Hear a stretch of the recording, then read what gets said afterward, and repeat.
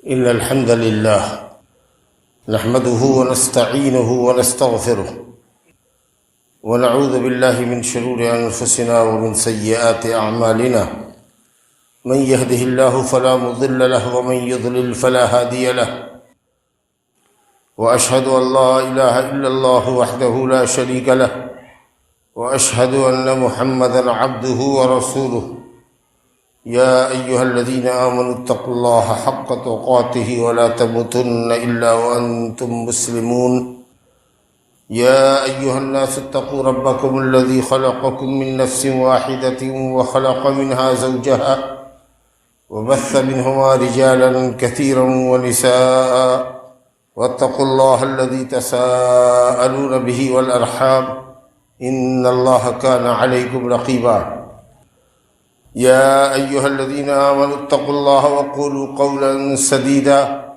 يصلح لكم أعمالكم ويغفر لكم ذنوبكم ومن يطع الله ورسوله فقد فاز فوزا عظيما أما بعد فإن خير الحديث كتاب الله وخير الهدي هدي محمد صلى الله عليه وسلم وشر الأمور محدثاتها وكل محدثة بدعة وكل بدعة ضلالة وكل ضلالة في النار أعوذ بالله من الشيطان الرجيم إن الله مع الذين اتقوا والذين هم محسنون وقال النبي المصطفى صلى الله عليه وسلم من أحب أن يبسط له في رزقه وينسأ له في أثره فليصل رحمه۔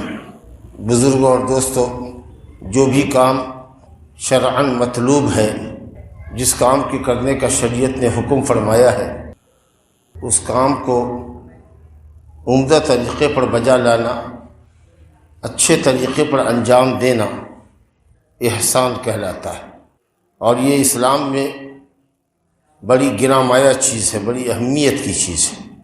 اللہ رب العالمین نے احسان کرنے کا حکم فرمایا ہے۔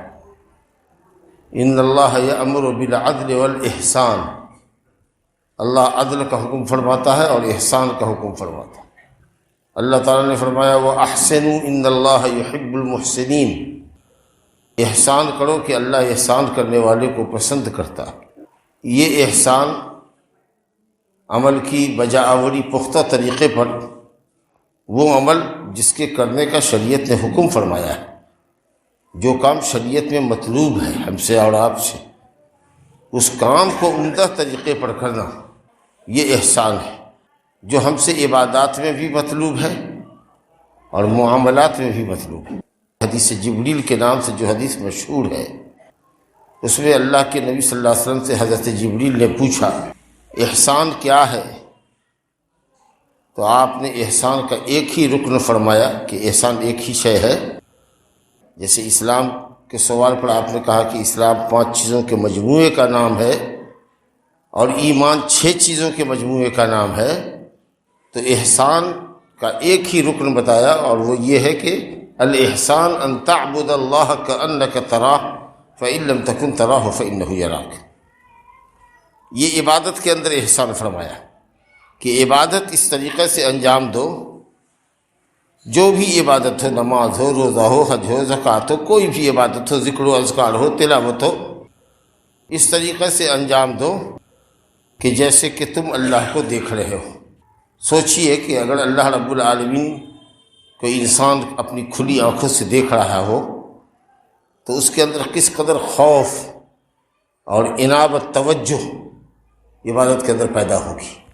یہ احسان کا بڑا درجہ ہے، یعنی اس درجہ حضور قلب و ذہن کے ساتھ، اطمینان کے ساتھ اللہ کی عبادت کرو کہ گویا تم اللہ کو دیکھ رہے ہو۔ کوئی دیکھ تو نہیں سکتا اس دنیا میں اللہ کو، تصور کرو کہ گویا اللہ تمہارے سامنے ہے اور تم اس کو دیکھ رہے ہو۔ کس قدر عبادت کے اندر خشیت آئے گی، خوف آئے گا، رغبت آئے گی، اور انسان اپنے قلب و دماغ کے ساتھ عبادت کرے گا۔ اگر اس درجے کی عبادت نہیں ہو پا رہی ہے تو اتنا تو ضرور سمجھو کہ اللہ تم کو دیکھ رہا ہے، اللہ تمہارے ہر عمل پر مطلع ہے۔ خیر کرو گے تو خیر سے نوازے جاؤ گے، شر کرو گے تو دنیا سے لے کر آخرت تک شر ہی شر ملے گا تم کو۔ یہ خوف کہ اللہ رب العالمین ہمارے اوپر مطلع ہے، ہمارا نگہبان ہے، ہمارا کوئی عمل اس سے چھپا ہوا نہیں ہے، یہ انسان کے اندر اور اس کی عبادت کے اندر روح پیدا کرتا ہے۔ انسان عبادتوں کو ان کے شرائط، ارکان، واجبات، سنن و آداب کے ساتھ ادا کرتا ہے۔ جس کو نماز پڑھنی ہے اللہ کے لیے، وہ مکمل پاکی کا لحاظ کرے گا کہ اس کا جسم پاک ہو، کپڑا پاک ہو، جگہ پاک ہو۔ اس کے بعد جب وہ آئے گا تو ارکان، قیام، رکوع، سجدہ، تحیات وغیرہ کو اطمینان سے ادا کرے گا، کھٹ پٹ نہیں کرے گا، مرغے کی چاٹ ٹھونگے نہیں مارے گا، اطمینان کے ساتھ عبادت کو ادا کرے گا اللہ کی رضا اور خوشنودی کے لیے کہ اللہ ہم سے راضی اور خوش ہو۔ ریاکاری سے پرہیز کرے گا اور سنت نبوی کے مطابق انجام دے گا۔ یہی حال جب آپ روزے میں ہوں تو آپ کو خیال رہے کہ اللہ آپ کو دیکھ رہا ہے، آپ روزہ رکھے ہوئے ہیں، روزے دار کی نگاہ کا بھی روزہ ہونا چاہیے، کان کا بھی روزہ ہونا چاہیے، نگاہیں پست ہوں، کان کچھ الٹی سیدھی چیزیں نہ سنیں، زبان کا روزہ ہو، الٹی سیدھی باتیں زبان پر نہ لائیں، گالی گلوچ نہ کرے، جھگڑا تکرار نہ کرے، اپنے آپ کو کنٹرول میں رکھے، روزے کو مجروح ہونے سے، ڈیمیج ہونے سے، کمزور ہونے سے بچائے، سمجھے کہ ہم اللہ کے لیے روزہ رکھے ہوئے۔ تو یہ چیز اصل میں عبادت کے اندر عبادت کا مغز ہے، عبادت کی روح، کہ آدمی اللہ کو اپنے سامنے رکھے اور شریعت کے ضابطے کے مطابق، نبی پاک صلی اللہ علیہ وسلم کی شریعت کے مطابق، ان کے احکام کے مطابق، ان کی رہنمائی کے مطابق عبادتوں کو انجام دے۔ تو یہ عبادت کے اندر احسان ہے، عبادت کے اندر یہ احسان ہوئی، پختگی ہوئی، گویا بندے نے عبادت کو پختہ طریقے پر انجام دیا۔ ظاہر ہے کہ وہ عبادت اللہ کے نزدیک شرف قبولیت حاصل کرے گی، وہ پورا اجر و ثواب انشاءاللہ بندہ اللہ سے پائے گا۔ باقی رہا معاملات کے اندر احسان، تو آپ ہر کسی کے ساتھ جس سے بھی آپ کا معاملہ پیش آتا ہے، اس کے ساتھ آپ وہی پسند کریں جو آپ کو اپنے ساتھ کیا جانا پسند ہو۔ اگر چاہتے کہ کوئی آپ کو تاجر ہیں، آپ کوئی آپ کو دھوکہ نہ دے، کوئی آپ کا مال غبن نہ کرے، کوئی آپ کو ایکسپائری مال نہ دے دے، کوئی آپ کی قیمت ادا کرنے میں ٹال مٹول نہ کرے، تو آپ کو بھی یہی چاہیے کہ آپ کسی کو دھوکہ نہ دیجیے، بلکہ اگر دوسرے سے تھوڑا دھوکہ آپ کو مل گیا ہو تو برداشت کر لیجیے، لیکن اپنی طرف سے کوشش کیجیے کہ ہم اس کو دھوکہ نہ دیں۔ یہ کمال ہے۔ احسان یہ ہے کہ اس کی طرف سے اگر کچھ دھوکہ مل گیا ہے تو برداشت کر لیجیے، اگر برداشت کے لائق ہے تو، لیکن آپ دھوکہ مت دیجیے۔ وہ ٹال مٹول کرتا ہے قیمت دینے میں کچھ، لیکن اگر آپ کے پاس پیسہ آ گیا ہے اور وقت مقررہ پر آپ کے پاس چکتا کرنے کے لیے ہے رقم، تو آپ رقم ادا کر دیجیے۔ اپنی قیمت کے مطالبے کے اندر نرمی اختیار کیجیے، گراہکوں کے ساتھ نرمی سے پیش آئیے، الجھیے مت، جھگڑا مت کیجیے۔ عام طریقے سے آپ لوگ تاجر ہیں، اس لیے کہا کہ جو آپ پسند کرتے ہیں کہ آپ کے ساتھ معاملہ کیا جائے، آپ وہی عمل دوسرے کے ساتھ کیجیے۔ یہ مومن کی پہچان ہے، ان یحب لاخیہ ما یحب لنفسہ، کہ مومن اپنے بھائی کے لیے وہی پسند کرے جو اپنے لیے پسند کرتا ہے۔ اور فارسی کا مقولہ ہے، آنکھ خضرا مپسندی بدیگڑا مپسند، جو اپنے لیے پسند نہیں کرتے ہو وہ دوسرے کے لیے پسند نہ کرو۔ بہرحال احسان کے بہت سارے طریقے ہیں، ان میں سے کچھ طریقوں کا ذکر مناسب ہوگا۔ احسان آدمی بدنی طاقت کے ذریعے کر سکتا ہے۔ اللہ نے کسی کو اگر طاقت دی ہے تو آپ کمزوروں کی مدد کر سکتے ہیں طاقت سے۔ کوئی ظالم کسی کمزور کو ستا رہا ہے، مار پیٹ رہا ہے، آپ کے پاس طاقت ہے، آپ جا کر ظالم کا ہاتھ پکڑ لیجیے کہ نہیں ہم تم کو ظلم نہیں کرنے دیں گے، اور مظلوم کو ظالم کے پنجے سے بچا لیجیے۔ یہ احسان بالقوہ ہوا، بدنی طاقت کے ذریعے احسان کرنا ہوا اللہ کے بندے پر۔ کوئی تکلیف دہ چیز سڑک پہ پڑی ہوئی ہے، پتھر ہے، بھاری ہے، لوگ نہیں اٹھا پاتا ہے، چل دیتا ہے، اللہ نے آپ کو طاقت دی، آپ اس کو اٹھا کر کے اگر سڑک کے کنارے کر دیتے ہیں تاکہ آنے جانے والے کو دشواری اور دقت نہ ہو، تو یہ آپ گویا کہ بدنی اعتبار سے آپ انسانیت پر احسان کر رہے ہیں۔ کہ اللہ نے آپ کو طاقت دی. کوئی شخص ہے اس کی مٹری گٹھری نہیں اٹھ رہی ہے اس کے سر پر، اپنے بوجھ کو اٹھا نہیں پا رہا ہے، پریشان ہے، آپ گزر رہے ہیں اور آپ نے اس کی گٹھری اٹھا کر کے بیٹھا دیے، اس کے سر پہ ڈال دی. یا اپنی سواری پر اٹھنے میں اگر اس کو تکلیف محسوس ہو رہی ہے، آپ نے سہارا دے دیا، اس کو چڑھنے میں مدد کر دیا اور اس کا سامان بھی اٹھا کر کے رکھ دیا. قسم اللہ کی یہ بدن کا صدقہ ہے. بدنی طاقت کا یہی احسان ہے. رسول گرامی صلی اللہ علیہ وسلم نے فرمایا کہ ہر صبح انسان کے جسم کے ہر پوڑ کے بدلے صدقہ ہے. اور حدیث میں آیا ہے کہ 360 جوڑ ہیں انسان کے بدن میں، پوڑ جہاں سے فولڈنگ ہے. اتنا صدقہ کہاں سے کر پاؤ گے؟ ظاہر ہے کہ صحابہ کو تعجب ہوا. تو آپ نے کہا کہ صدقہ کرنا صرف مال خرچ کرنے کا نام نہیں ہے. اگر دو آدمی کے درمیان جھگڑا ہے تم عدل و انصاف کے ساتھ فیصلہ کر دیتے ہو تو یہ بھی صدقہ ہے. اگر کسی شخص کو چڑھنے میں سواری پر مدد کر دیتے ہو، اس کا سامان اٹھا کر کے اس کی گاڑی سواری پر رکھ دیتے ہو تو یہ بھی صدقہ ہے. راستے سے تکلیف دہ چیز کو اٹھا کر کے کنارے کر دیتے ہو، یہ بھی صدقہ ہے. اور ہر وہ قدم تمہارا جو گھر سے مسجد کو آتا ہے وہ بھی تمہارے لیے صدقہ ہے. اللہ اکبر. الکلمۃ الطیبہ صدقہ. کسی کو اچھی بات کہتے ہو، نصیحت کی بات کہتے ہو، یہ بھی صدقہ ہے. صرف مال خرچ کرنے کا نام صدقہ نہیں ہے. اگر ایسا ہوگا تو 360 صدقہ کون کرے گا ہر روز صبح میں رات گزارنے کے بعد؟ یہ تمام چیزیں صدقہ ہے. یہ بدنی قوت کے ذریعے احسان ہے. آئیے، اللہ رب العالمین نے آپ کو مال عطا فرمایا ہے تو آپ محتاجوں کی مدد کیجئے، مسکینوں کی مدد کیجئے، حاجت مندوں کی مدد کیجئے، مظلوموں کی مدد کیجئے، مصیبت زدگان کی مدد کیجئے. بھوکے کو کھانا کھلائیے، کوئی ننگا ہے اس کو کپڑا پہنائیے. وہ احسن کما احسن اللہ الیک. احسان کرو دوسروں پر اسی طرح جس طرح اللہ نے تم پر احسان کیا. اللہ کا احسان باقی رہے گا، اس کی نعمت ہمیشہ باقی رہے گی، اس میں اضافہ ہوگا. فرعون کے طریقہ سے مالدار کنجوس مت بنو، جو بہت دولت مند تھا، جس کی دولت کی مثال دی جاتی تھی، لیکن ایک کوڑی بھی دوسروں پر خرچ نہیں کرتا تھا، محتاجوں پر، مسکینوں پر. اور بڑا اتراتا تھا اپنی دولت کے اوپر، بڑا کبر و غرور کرتا تھا. اللہ کا خوف نہیں تھا، کہیں احساس نہیں تھا کہ اللہ نے اس پر انعام اور اکرام کیا ہے، مال و دولت سے نوازا. اللہ کی شکر گزاری کرے، اس کے بندوں پر احسان کرے، محتاجوں سے دعائیں لے. نتیجہ یہ ہوا کہ کبر و غرور اور بخل نے اس کو زمین کے اندر دھسا دیا. اللہ نے فرمایا فَخَسَفْنَا بِهِ وَبِدَارِهِ الْأَرْضِ.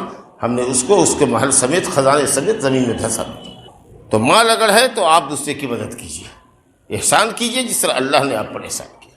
چلیے مال نہیں ہے آپ کے پاس، مرتبہ ہے آپ کے پاس، رتبہ ہے آپ کے پاس، وقار ہے آپ کے پاس، عزت دار آپ آدمی ہیں، آپ اگر کسی کو کہہ دیجیے گا تو اس بیچارے محتاج کا کام ہو جائے گا، اور واقعی یہ محتاج ہے، یہ واقعی یہ ضرورت مند ہے. تو اس کے لیے اگر آپ کسی کے پاس سفارش کر دیتے ہیں تو یہ ہوا اپنے اسٹیٹس کا، اپنے وقار کا استعمال کرنا. جو اللہ نے آپ کو عزت دی ہے اس کے ذریعے آپ نے اللہ کے بندے پر احسان کیا. بھئی یہ آدمی محتاج ہے، میرے پاس اس کے تعاون کے لیے کچھ نہیں ہے، اگر آپ کے پاس کچھ ہے تو کر دیجیے. یہ بڑی بات ہوئی. نبی صلی اللہ علیہ وسلم چھوٹے چھوٹے لوگوں کے لیے سفارش کر دیا کرتے تھے. ایک لونڈی تھی بریرہ، حضرت عائشہ رضی اللہ عنہ نے ان کو خریدا ان کے مالکان سے اور آزاد کر دیا. اور اس کا شوہر مغیث نام کا غلام ہی تھا. تو شاید اب بریرہ کو شوہر پسند نہیں تھا، تو اس لیے اب اس کو حق تھا کہ وہ چاہے تو ایسے اس کو چھوڑ دے اور دوسری شادی کر لے. اب بیچارہ مغیث اس کے پیچھے پیچھے بھاگ رہا تھا کہ بریرہ ہم کو مت چھوڑو، ہم تمہارے بغیر نہیں رہ پائیں گے. اور وہ کہتی تھی کہ نہیں، میں کوئی اپنے لیے دوسرا شوہر دیکھتی ہوں. نبی صلی اللہ علیہ وسلم کو یہ دیکھا نہ گیا کہ شوہر مغیث اس کے پیچھے پیچھے بھاگ رہا ہے، وہ غلام ہے ابھی، اور حضرت بریرہ پہلے ہی آزاد کر دی گئی تھی. تو جب لونڈی آزاد کر دی جاتی ہے پہلے اور شوہر غلام رہتا ہے تو بیوی کو حق رہتا ہے آزاد کو کہ وہ چاہے تو اپنے غلام شوہر کے پاس رہے یا نہ رہے. اسی کا وہ فائدہ اٹھا رہی تھی. تو آپ صلی اللہ علیہ وسلم نے اس خاتون کو روک کر، بریرہ کو روک کر کے کہا کہ مغیث پر ترس کھا، اس کو اپنی زندگی میں رکھے رہا جیسا کہ پہلے سے رکھے ہوئی تھی. بتائیے، آپ نے ایک لونڈی سے آپ سفارش کر رہے ہیں جو ابھی آزاد کی گئی ہے، وہ بھی آزاد آپ کی بیوی ام المومنین عائشہ رضی اللہ عنہا نے کیا ہے، غلام کے حق میں سفارش کر رہے ہیں۔ یہ الگ بات ہے کہ اس خاتون نے کہا بریرہ نے کہ یا رسول اللہ یہ آپ کا حکم ہے یا مشورہ ہے؟ تو آپ نے کہا مشورہ ہے۔ کہا تو میں اپنے معاملے کو زیادہ اچھا بہتر سمجھتی ہوں کہ شوہر میرے لیے ٹھیک ہے کہ نہیں ہے، یہ میں اس کو بھلی بھانتی بہتر سمجھتی ہوں۔ گویا قبول نہیں کیا سفارش کو۔ ہاں اگر آپ کا حکم ہے تو سر آنکھوں پر، لیکن مشورہ ہے تو ہم کو ہمارے اپنے مشورے پر عمل کرنے دیجیے، میں اس شوہر کی حقیقت کو بہتر سمجھتی۔ اللہ اکبر۔ اور آپ نے صحابہ کرام سے فرمایا اشفعوا تؤجروا، سفارش کر دیا کرو، کسی کی سفارش کر دیا کرو، اللہ سے اجر و ثواب پاؤ گے، چاہے تمہاری سفارش مقبول ہو یا نہ ہو۔ ان کے پاس آپ آئے، سفارش کیا ان کے لیے، انہوں نے آپ کی سفارش کو رد کر دیا، قبول نہیں کیا۔ کوئی خط کسی کے لیے لکھا سفارش کے لیے، کسی کے داخلے کے لیے کچھ لکھا، نہیں ہوا منظور، نہیں ہوا تو نہیں ہوا، مگر آپ نے شفاعت کر دی، سفارش کر دی، اس کا اجر آپ کو ملے گا۔ تو اگر آدمی خود نہیں کر سکتا ہو کوئی بھلا کام تو دوسرے کو ابھارے۔ جو لوگ کافر ہیں، منافق ہیں، ان کی صفت بتائی گئی فَذَلِكَ الَّذِي يَدُعُّ الْيَتِيمَ وَلَا يَحُضُّ عَلَى طَعَامِ الْمِسْكِينِ، یتیم کو دھکے دیتا ہے، جس کے ساتھ رحمت اور شفقت سے پیش آنا چاہیے کہ باپ بیچارے کا مر گیا ہے، اس کو دھکا دیتا ہے، اس کے ساتھ سختی سے پیش آتا ہے۔ اور اسی طریقے سے مسکین کو کھانا کھلانا چاہیے، اگر نہیں ہے تو دوسرے کو ترغیب دینی چاہیے کہ مسکین ہے، اس کو لے جاؤ، مسافر ہے، اس کو کھلا دو جو تمہارے گھر میں ہے۔ لیکن دوسرے کو بھی نہیں ابھارتا، خود نہیں اگر کھلا سکتا ہے تو دوسرے کو بھی نہیں ابھارتا ہے کہ کھلاؤ۔ اور بھی ان کی صفات ہے، نماز پڑھتا ہے تو حارجی پڑھتا ہے، کبھی پڑھتا ہے کبھی چھوڑتا ہے، بے وقت نماز پڑھتا ہے، پڑھتا بھی ہے تو ریا کرتا ہے، دکھاوے کی پڑھتا ہے، اور معمولی جو استعمال کی چیزیں ہوتی ہیں جو عام آدمی کو دیتا ہے، کدال ہے، بیلچا ہے، برتن ہے، دیا سلائی ہے، نمک ہے، کوئی عورت کسی کے یہاں گئی، بہن ذرا سا نمک چاہیے، ایک مرچائی چاہیے، ہمارے پاس کچی مرچائی نہیں ہے، اتنی معمولی چیزوں کو بھی دینے میں بخارت کرتا ہے۔ لا حول ولا قوت۔ تو قوت بدنی کے ذریعے، مال کے ذریعے، جاہ و منزلت کے ذریعے احسان کرو اللہ کے بندے پر، اور اسی طریقے سے علم کے ذریعے۔ یہ تو احسان کی سب سے بڑی شکل ہے کہ اگر کوئی جاہل ہے اس کو آپ نے پڑھا دیا، کوئی شخص حیران و پریشان ہے کیا کرے، اس کو صحیح راستے کی رہنمائی فرما دیا، کوئی سائل تھا اس کو آپ نے صحیح جواب دے دیا، تو یہ تو بہت بڑا احسان ہے۔ کیا مقابلہ اس کا پیسوں سے اور دوسری چیزوں سے؟ اگر ایک جاہل کو آپ نے تعلیم دے دیا، ایک شخص کو جس کو نماز نہیں پڑھنا آتی ہے آپ نے پڑھ کے بتا دیا، آپ نے اس کو دعائیں سکھلا دی، قرأت سکھلا دی، تسبیحات سکھلا دیا، رکوع سجدے میں کیا پڑھنا ہے، تحیات درود میں کیا پڑھنا ہے، اگر آپ نے سکھلا دیا تو آپ نے احسان عظیم کیا اس پر، اس کی عبادت کو آپ نے درست کر دیا۔ اللہ اکبر۔ تو علم کے ذریعے جو علماء احسان کرتے ہیں امت کے اوپر، وہ بڑا احسان ہے۔ اسی اگر آپ کے پاس علم ہو اور کوئی کہے ہم کو سکھا دیجئے، کوئی کہے پڑھا دیجئے، خاص کر کے دین کا علم ہو، قرآن پڑھنا چاہے تو وقت فارغ کیجئے، نکالیے اور اس کو پڑھائیے، بہت ثواب کا کام۔ اور اسی طریقے سے احسان ملت پر یہ کیجئے، معاشرے پر یہ کیجئے کہ لوگوں کو دین کی طرف بلائیے، بھلائی کی طرف بلائیے۔ اگر کوئی برائی میں مبتلا ہے، کاروبار غلط کر رہا ہے، سودی لین دین پر اس کا کاروبار مبنی ہے، اس کو منع کیجئے اگر آپ کو علم ہے تب، نہیں تو علماء کے ذریعے اس کو نصیحت کروائیے کہ آپ اس کو سمجھائیے۔ یہ آدمی لون لیتا ہے گورنمنٹ سے، بینک سے لون لے کے تجارت کرتا ہے، ان کو حکم بتائیے، اگر آپ کو مسئلہ معلوم ہے دلیل کے ساتھ تو آپ اس کو بتائیے۔ یہ بھلی باتوں کی طرف بلانا اور برائی سے روکنا، یہی تو ہمارے امت محمدیہ کا ترہ امتیاز ہے۔ اسی خوبی کی وجہ سے تو اللہ نے اس امت کو تمام امتوں پر فوقیت اور فضیلت بخشی ہے۔ کہا کنتم خیر امۃ اخرجت للناس تأمرون بالمعروف وتنہون عن المنکر وتؤمنون باللہ، تم دنیا کی سب سے بہترین امت ہو، کسی نبی کی کوئی امت تمہارے برابر نہیں ہے، مقام میں، شرف میں، عزت میں، درجے میں۔ اخرجت للناس، تم لوگوں کے لیے پیدا کیے گئے ہو، لوگوں کی بھلائی کے لیے نکالے گئے ہو، برپا کیے گئے ہو۔ لوگوں کو بھلی باتوں کا حکم کرو، بری باتوں سے روکو، اللہ پر ایمان رکھو، یعنی اللہ پر ایمان رکھتے ہوئے لوگوں کو بھلی باتوں کی طرف بلاؤ اور بری باتوں سے روکو۔ یہ اس امت کی خصوصیت اور فضیلت ہے۔ تمہارے سامنے غلط کام ہو رہا ہے، اگر طاقت سے نہیں روک سکتے تھے تو زبان سے روک سکتے تھے، منع کر سکتے تھے، لیکن غلط کام ہو رہا تھا اور تم نے زبان سے بھی منع نہیں کیا، تو یہ منافقت ہے، یہ وہ جرم ہے جس جرم کی وجہ سے کہیں اللہ کا عذاب نہ آپ پر آ جائے۔ لعن الذین کفروا من بنی اسرائیل علی لسان داؤد وعیسی ابن مریم ذلک بما عصوا وکانوا یعتدون کانوا لا یتناہون عن منکر فعلوہ لبئس ما کانوا یفعلون۔ بنی اسرائیل پر اللہ نے لعنت فرمائی، یا بنی اسرائیل پر لعنت کی گئی حضرت داؤد اور عیسیٰ بن مریم کے ذریعے، کیونکہ وہ سماج میں منکر خلاف شرع کام ہوتا ہوا دیکھتے تھے اور چپی سادھے ہوئے ہوتے تھے، کچھ کسی کو بولتے نہیں تھے، ٹوکتے نہیں تھے، منع نہیں کرتے تھے۔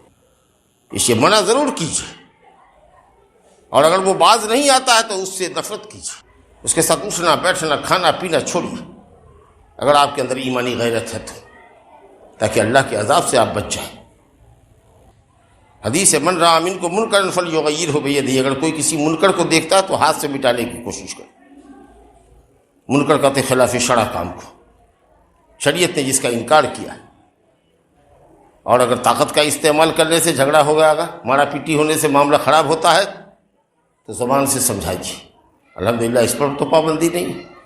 اگر اس سے بھی گھبراتے ہیں آپ، یہ بھی باعث خطرہ ہے آپ کے لیے، تو کم سے کم دل سے برا جانیے ایسے شخص کو، اور دل سے برا جاننا یہ ہے کہ اس کے ساتھ اٹھنا بیٹھنا کھانا پینا نشست برخاست دوستی یاری اسے چھوڑیے۔ اگر اتنا بھی آپ نہیں کرتے ہیں تو اس کا مطلب یہ کہ آپ کے دل میں ذرہ برابر ایمان نہیں ہے، ایمانی غیرت نہیں، کہ ایک ایسے آدمی کو جو منکر کھلے بندو کرتا ہے، کھلے عام کرتا ہے خلاف شریعت، اور آپ اس کے ساتھ مسلمان ہو کر کے اٹھ بیٹھ رہے ہیں، بڑے عیب اور شرم کی بات ہے۔ لیکن ہاں ضروری ہے کہ ہم جس بھلائی کی طرف دوسرے کو بلائیں اور جس برائی سے دوسرے کو روکیں، ضروری ہے کہ ہم خود بھی اس بھلائی پر گامزن ہوں اور اس برائی سے بچنے والے ہوں، تب جا کر کے ہماری دعوت میں اثر ہوگا، ہماری نصیحت میں اثر ہوگا۔ اللہ نے کہا کہ وہ لوگ بہت برے ہیں، یا ایسے لوگوں پر اللہ کا غصہ بہت بھڑکتا ہے جو دوسروں کو بھلی باتوں کا حکم دیتے ہیں اور خود اس پر گامزن نہیں ہوتے، اور دوسروں کو برائی سے روکتے ہیں اور خود اس میں ملوث ہیں۔ تو یہ سب احسان کے طریقے ہیں بزرگوں اور دوستوں۔ اب احسان کس کے ساتھ کرنا چاہیے؟ تو اللہ کے ساتھ تو کرنا ہی ہے کہ اس کی عبادت اچھی طریقے سے کرنی ہے، جو آپ نے سنا شروع گفتگو میں، اور بندوں کے ساتھ احسان کرنا ہے، جانوروں کے ساتھ احسان کرنا ہے۔ اب بندوں میں سب سے بڑا ہمارے احسان کا مستحق کون ہے؟ ہمارے ماں باپ، جو ہماری پیدائش کا ذریعہ ہے، جنہوں نے پالا ہے پوسا ہے، کتنا احسان کیا ہے ہم پر بچپن میں، بتائیے تو کتنا احسان کیا ہے، یہ بتانے کی ضرورت ہے۔ ہم میں کا ہر وہ شخص جو باپ بنا ہوا ہے، جو عورت ماں بن گئی ہے، اس کے لیے سمجھنا کیا مشکل ہے کہ اس کے ماں باپ نے کیا کچھ اس کے لیے سہا ہوگا، جیسے آپ سہ رہے ہیں۔ آپ اپنی حیثیت کے مطابق اپنی اولاد کو پال رہے، پوس رہے، دکھ درد برداشت کر رہے ہیں، آپ کے ماں باپ نے بھی ویسے ہی آپ کے لیے کیا ہو، تو ان کے ساتھ نیکی کا برتاؤ، ان کی اطاعت فرما برداری کیجیے۔ ہاں اللہ رسول کے خلاف اگر جانے کے لیے کہتے ہیں تو بات مت مانیے گا، کیونکہ پہلے اللہ اور اس کا رسول ہے ہمارے لیے۔ اسی طریقے سے ان کی خدمت کرنا، ان کا پاؤں دبانا، ان کے سامنے کھانا لانا، پلیٹ اٹھانا، نرمی سے گفتگو کرنا، کبھی سخت آنکھوں سے، گرم آنکھوں سے، غصیلی نگاہ سے ماں باپ کو نہ دیکھنا۔ ہو سکتا ہے کہ ایک ہی چیز کو بار بار پوچھتے ہوں، بار بار پوچھتے ہوں، بوڑھے ہو گئے ہیں، تو جھلانا نہیں۔ جیسے آپ پوچھتے تھے ابا یہ کیا ہے، ابا یہ کیا ہے تو بتا دے، پھر کہ ابا یہ کیا ہے تو بتا دے۔ جتنی مرتبہ پوچھے بیٹا بیٹا بیٹا کر کے آپ بتایا کرتے تھے، تو اگر وہ پوچھے بیٹا یہ کیا ہے تو جواب دیا، نہیں سمجھا تو دوسری مرتبہ سمجھائیے، تیسری مرتبہ سے کیا بڑبڑ کرتے ہیں، ایک ہی بات کو 100 مرتبہ پوچھتے ہیں، پریشان کرتے ہیں۔ نہیں، ایسا کبھی بگڑنا نہیں چاہیے، کبھی جھڑکنا نہیں چاہیے۔ اپنے بچپن کو یاد کرو، وقل رب ارحمہما کما ربیانی صغیرہ، کہو اللہ ہمارے ماں باپ پر رحم فرما جیسے کہ انہوں نے بچپن میں ہم پر رحم کیا تھا۔ اس کے بعد آپ کے رحم اور احسان کے مستحق کون ہیں؟ آپ کے بیوی بچے۔ جو کھاؤ بیوی کو کھلاؤ، جس معیار کا پہنو بیوی کو پہناؤ، گالی گلوچ مت دو، کچھ غلطی کر جائے تو درگزر کر دیا کرو، بہت فائدے کی چیز ہے بیوی. اگر بیوی نہ رہے اس عمر کے اندر، بیوی نہ رہے تب حالت پوچھو گے. بوڑھے کی بیوی مر جائے تب پوچھنا اس سے اس کی حالت. جس عمر میں اس کی کوئی شادی نہیں دے گا اس کو، پوچھنا اس سے اس کی حالت کیسی مفلس کی ہو جاتی ہے، یتیم ہو جاتا ہے. جیسے بچہ ماں باپ کے بغیر، ویسے ہی بوڑھا بیوی کے بغیر ہوتا. اور ہے بیوی تو اس کی قدر نہیں ہے، اس کی قدر نہیں. بات بات پر جھڑک رہے ہو، بات بات پر گالیاں دے رہے ہو، بات بات پہ مار رہے ہو، پیٹ رہے ہو. لا حول ولا قوت الا باللہ. درگزر کر دیا کرو، محبت نصیحت کے ساتھ سمجھا دیا کرو. بال بچوں کو پڑھاؤ لکھاؤ، اسلامی تعلیم اور تربیت سے آراستہ کرو. اس کے بعد دیکھو کہ بچہ کدھر جائے گا. بنیاد اگر درست کر دیا، اس کے اخلاق کو درست کر دیا، 12-13 سال تک خوب اچھے طریقے سے اس کو پالا پوسا، نماز وغیرہ کا کار بند کر دیا، تو اچھے اسکول میں داخل کرو. اور پھر اس کی تربیت سے نظر مت ہٹاؤ، ہمیشہ تربیت کی نظر اس کے اوپر رکھو. کیونکہ بچہ اگر سدھرے گا، بڑا ہوگا، تو اس کا پہلا اور سیدھا فائدہ تم کو ملے گا. دوسرے کو بعد میں ملے گا، پہلے تم کو ملے گا. بچے والوں تم کو پہلے ملے گا. اسی طریقے سے قرابت مند ہے، ان کے ساتھ اچھا سلوک کرو، صلہ رحمی کرو. حدیث میں آیا ہے کہ اگر چاہتے ہو کہ اللہ تعالیٰ تمہاری روزی بڑھا دے، اور چاہتے ہو کہ تمہاری نیک نامی تمہارے مرنے کے بعد بھی اللہ باقی رکھے، تو اپنے رشتہ داروں کے ساتھ صلہ رحمی کرو، رشتہ جوڑ کے رکھو. یہاں تو بدلہ ہوتا ہے. ہماری بہن نے اپنی بچے کی شادی کی تو ہم کو دعوت ہی نہیں دیا. بیوی کہتی ہے آپ کہے دعوت دیجیے گا، آپ مت دیجیے. نہیں، آپ کو خاص طریقے سے دینا ہے، اور جا کے دینا ہے، اور خوشامد کر کے اس کو لانا ہے، اور احساس نہیں ہونے دینا ہے کہ تم نے ہم کو دعوت نہیں دیا تھا. جو تم سے رشتہ کاٹے اس سے جوڑو، جو جوڑتا ہے اس سے جوڑتے ہوئے تو بدلہ ہے. جوڑنا اس تم کو ہے، کب؟ جب کہ کوئی کٹتا ہے یا کاٹتا ہے، تو بدلہ چکانے کا معاملہ ہے. بس ایسا نہیں کرو. ان کے ساتھ نرمی سے پیش آؤ. محتاج ہیں تو ان کی مدد کرو، بیمار ہیں ان کی تیمارداری کرو. اور اسی طریقہ سے اذاں قبیل یتیم ہے، نرمی شفقت کرو، اس کے سر پر شفقت کا ہاتھ پھیرو، اس کی پراپرٹی کی حفاظت کرو. دیکھو کوئی اس کی کمزوری کا فائدہ اٹھا کر اس کی پراپرٹی ہڑپ نہ لے. اگر غریب اور محتاج ہے اس کی کفالت کرو. مسکین اور فقیر اگر کوئی ہے اس کی حاجت پوری کرو، جس حد تک اللہ توفیق عطا کرتا ہے. اور اس طریقہ سے سماج اور معاشرے میں تمہارے غیر مسلم بھی ہیں پڑوسی، ان کو بھی اپنی ذات سے تکلیف مت پہنچاؤ. اچھا سلوک کرو. بیمار ہو تو جا کے پوچھنے میں کوئی حرج نہیں ہے. بھائی کیسے ہو؟ سنا ہے بیمار ہو جی، فلانے صاحب جی، سنا ہے بہت بیمار ہے آپ. ہاں مالک کیا کہیں، ہاں دوست کیا کہیں، علاج کے لیے پیسہ نہیں ہے. اچھا ٹھیک ہے، پیسہ نہیں ہے، کتنے کی ضرورت ہے؟ یہ لو پیسہ، جاؤ، اگر ہوگا تو دے دو گے، نہیں ہوگا تو کوئی حرج نہیں ہے. الحمدللہ. کتنا متاثر ہوگا آپ سے. مشرک ہوا تو کیا ہوا؟ ایسا حسن سلوک اس کے ساتھ کیجئے، اور ایسے اخلاق کا مظاہرہ کیجئے کہ وہ اسلام کی حقانیت کا اور مسلمان کی خوبی کا قائل ہو جائے کہ مسلمان ایسا ہوتا. اتنا اپنے آپ کو آپ کے محلے میں محفوظ پائے، اپنی عزت و آبرو کو اتنا محفوظ پائے، اپنے مال و منال کو اتنا محفوظ پائے کہ جتنا وہ ہندو کمیونٹی میں رہ کر کے محفوظ نہیں ہوتا ہے. وہ سمجھے کہ ہم مسلمانوں کے درمیان ہیں، یہاں ہمارا مال کوئی نہیں ہڑپے گا، یہاں ہماری عزت و آبرو پر کوئی حملہ آور نہیں ہوگا، کیونکہ یہ لوگ مسلمان ہیں، ان کا دین بہت صحیح ہے. چاہے جائے کہ مسلمان پڑوسی ہو. حتیٰ کہ وہ جانور جو ہمارے یہاں ہیں، جن کو ہم پالتے پوستے ہیں، ان کے ساتھ بھی احسان کرنا ہے. جب بھوکے ہو تو ان کو کھلاؤ، جب پیاسے ہو تو ان کو پانی پلاؤ. بیمار پڑ گئے ہیں، ناک سے ریزش ہے، آنکھ سے پانی گر رہا ہے، سردی زکام لگ گیا ہے، ویٹنری ڈاکٹر کو بلاؤ یا لے جاؤ اس کو، دوا علاج کراؤ. طاقت سے زیادہ جانوروں سے کام نہ لو اگر جانور کو پالتے ہو تو. یاد نہیں ہے آپ کو ایک عورت نے جس نے بلی پال رکھا تھا، نہ کھلاتی تھی نہ اس کو چھوڑتی تھی کہ وہ کہیں جا کر کے اپنا چڑھ چک کر کے اپنا پیٹ بھر لے. سوکھ ٹٹا کر کے مر گئی بلی. تو نبی صلی اللہ علیہ وسلم نے دیکھا اس عورت کو کہ وہ جہنم میں ہے، اور اب اس کی بلی اس کے چہرے کو نوچ رہی ہے، اس کے جسم کو نوچ رہی ہے. بتائیے، مومنہ عورت ہے، اللہ تعالیٰ عذاب دے رہا ہے اس کو. ہمارے لیے سبق ہے ان چیزوں میں. پالتے ہو جس چیز کو تو پالو. کتے کو مت پالو اگر ضرورت نہیں ہے. مال کی حفاظت، مکان کی حفاظت، جائیداد کی حفاظت، کھیت کھلیان کی حفاظت. یا شکاری آدمی ہو تو اگر شکار کرنے کے لیے نہیں پالتے ہو، کتا پالتے ہو تو ٹھیک ہے، نہیں ایسے ہی شوق سے پالے ہوا ہے کتا گھر پر، گناہ کا کام ہے. لیکن بلی پال سکتا ہے آدمی، بکری پال سکتا ہے، گائے پال سکتا ہے، بیل پال سکتا ہے. جو چیزیں ہیں تو ان کو کھلاؤ پھلاؤ، تنو مند رکھو، تندرست حوالہ رکھو، طاقت سے زیادہ کام نہ لو ان سے. تو یہ دین ہے ہمارا، جو نہ صرف انسانوں کے ساتھ بلکہ حیوانوں کے ساتھ بھی احسان کرنے کی وہ حیوان جو غیر موذی ہیں، تکلیف نہیں دیتے ہم کو اور ہم ان کو پالتے ہیں، ان کے ساتھ ہم احسان کریں۔ حتیٰ کہ حدیث میں آیا ہے کہ اگر کوئی شخص بکری ذبح کر رہا ہے، خصی ذبح کر رہا ہے قربانی کے موقع پر، تو تیز چھری سے ذبح کرے۔ کتنی موت مارو گے؟ چھٹپٹا رہا ہے، ایک اڑک کٹ رہی ہے، پھر دوسری کٹ رہی ہے، پھر تیسری کٹ رہی ہے، کتنی موت مارنا چاہتے ہو اس کو؟ یا تیز چھری سے ذبح کرو کہ جلدی ذبح ہو جائے، ٹھنڈا ہو جائے، اور کھال لو ادھر جب تک کہ ٹھنڈا نہ ہو جائے۔ ابھی چھٹپٹائیے رہا ہے، تم کو جلدی ہے نس کاٹنے کی یا چمڑا چھوڑانے کی، بتائیے تو۔ اور حضرت عمر بن خطاب رضی اللہ عنہ کہتے تھے کہ ایک جانور کے سامنے دوسرے جانور کو ذبح نہ کرو تاکہ وہ خوف زدہ نہ ہو۔ یہ اسلام ہے، یہ احسان ہے۔ بہرحال وَأَحْسِنُوا إِنَّ اللَّهَ يُحِبُّ الْمُحْسِنِينَ، احسان کرو، اللہ احسان کرنے والے کو پسند کرتا ہے، اور جس کو اللہ پسند کرتا ہے اس کو اللہ کے نیک بندے پسند کرتے ہیں، اس کے لیے دین کا کام آسان ہو جاتا ہے۔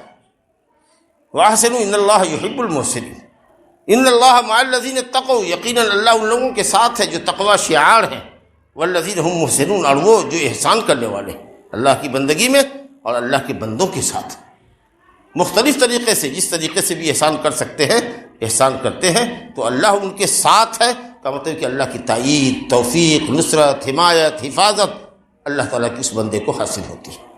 میری دعا ہے کہ اللہ رب العالمین اپنی شریعت کی تعلیمات پر ہم سب کو عمل کرنے کی توفیق عطا فرمائے، انہ تعالیٰ سمیع مجیب۔ وصلی اللہ وسلم وبارک علی نبینا محمد وآلہ وصحبہ اجمعین۔